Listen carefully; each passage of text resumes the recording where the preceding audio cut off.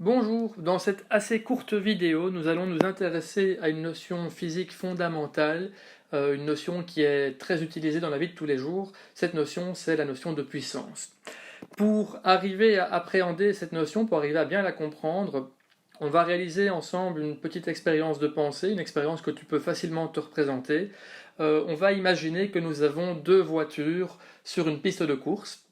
Et comme tu peux le remarquer, eh bien, j'ai une voiture qui a l'air d'être une voiture un petit peu pépère, et puis j'ai une deuxième voiture qui a l'air d'être un vrai bolide. Alors pour être clair dans mes explications, je vais numéroter ces deux voitures. Donc j'ai la voiture numéro 1 et la voiture numéro 2. Et ce que je peux déjà dire, c'est que même si on est sur deux types de voitures très différentes, eh bien ces deux voitures ont la même masse. Donc la masse de la voiture 1 est identique à la masse de la voiture 2. Et l'expérience de pensée qu'on va faire est la suivante.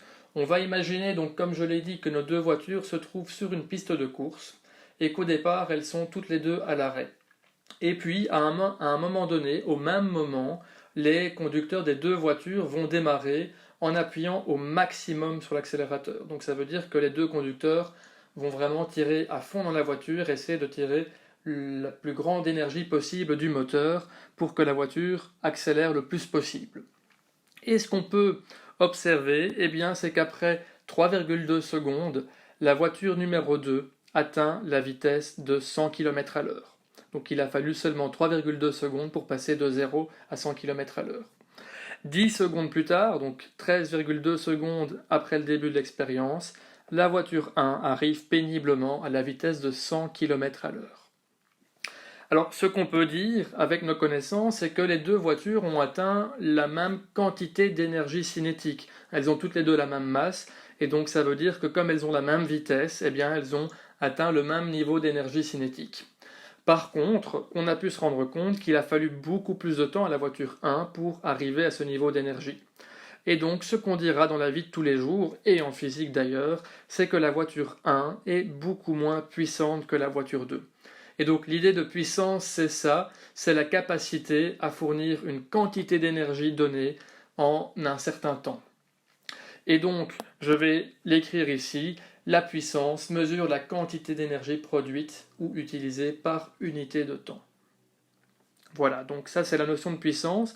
Alors, je te propose de regarder maintenant comment on va pouvoir exprimer la puissance mathématiquement. Et donc, quelle est la formule de la puissance? Eh bien, on va simplement tirer parti de ce qu'on sait déjà, de ce qu'on connaît. Donc, je vais noter ici P, la puissance, et je vais dire que c'est en réalité le travail qui a été fourni par unité de temps. Et tu te rappelles que le travail, eh bien, c'est de l'énergie, en fait, ce sont des joules. Le temps, ce sont des secondes. Et donc, la puissance mesure bien des joules par seconde, donc de l'énergie par unité de temps, un travail par unité de temps. Alors, au niveau des unités, justement, eh bien, l'unité de la puissance, c'est des joules par seconde, c'est ce qu'on vient de dire ici, mais il existe en physique une unité propre qui résume ceci, et cette unité, c'est le watt. Alors le watt, voilà comment ça s'écrit, watt. Fais bien attention, parce qu'ici, il y a parfois des sources d'erreur pour les élèves. On a d'une part le watt qui est une unité de puissance, mais il ne faut pas la confondre avec W qui représente aussi le travail. Ce sont deux choses différentes. On a le symbole d'une grandeur physique et on a l'unité d'une grandeur physique. Donc il ne faut pas les mélanger. Alors, on a pu voir en faisant notre expérience de pensée qu'il y avait un lien un petit peu entre la vitesse et la puissance, et on peut formaliser ceci. On peut dire que, au final, la puissance, on l'a dit, c'est un travail par unité de temps. Donc c'est l'énergie pour une unité de temps. Et on sait que l'expression du travail, elle est donnée par F fois D. Rappelle-toi, le travail W, c'est F fois D.